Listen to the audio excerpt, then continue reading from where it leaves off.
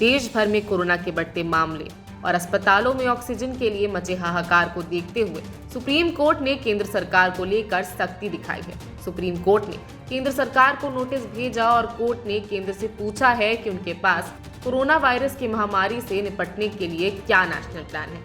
Court ने हरीश सल्वे को amicus क्यूरे भी नियुक्त किया है। सुप्रीम कोर्ट ने जिन मुद्दों पर सरकार से जवाब मांगा है उनमें देश में ऑक्सीजन सप्लाई की स्थिति, जरूरी दवाओं की सप्लाई, वैक्सीनेशन के तरीके और लॉकडाउन घोषित करने का अधिकार राज्य सरकार को हो, ये विषय शामिल है। सुप्रीम कोर्ट ने कहा कि कोविड-19 संबंधित मुद्दों पर 6 अलग अलग हाईकोर्ट की सुनवाई करना किसी तरह का भ्रम पैदा कर सकता है। आपको बता दें कि बॉम्बे, दिल्ली, सिक्किम, कलकत्ता, इलाहाबाद और उड़ीसा 6 हाईकोर्ट में कोरोना संकट पर सुनवाई चल रही है। दिल्ली हाईकोर्ट ने केंद्र सरकार को निर्देश दिया कि कोविड-19 के गंभीर रोगियों का इलाज कर रहे दिल्ली के हॉस्पिटल को किसी भी तरीके से ऑक्सीजन मुहैया कराई जाए। हैरानी जताते हुए अदालत ने यह भी कहा कि केंद्र हालात की गंभीरता को क्यों नहीं समझ रहा। अदालत ने नासिक में ऑक्सीजन से हुई मौतों का जिक्र भी किया।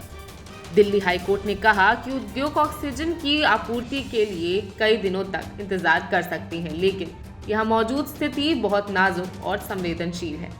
हाईकोर्ट ने कहा कि अगर टाटा कंपनी अपने ऑक्सीजन कोटे को डाइवर्ट कर सकती है तो दूसरे ऐसा क्यों नहीं कर सकते। अदालत ने दिल्ली के मैक्स अस्पताल की अर्जी पर भी सुनवाई, जिसने 1400 कोविड मरीजों को बचाने के लिए अदालत का रुख किया था। अस्पताल ने दावा किया कि उनके पास पर्याप्त ऑक्सीजन नहीं है। इस पर अदालत ने आश्चर्य जताते हुए कहा कि उनके आदेश पर अस्पतालों को ऑक्सीजन नहीं दी जा रही।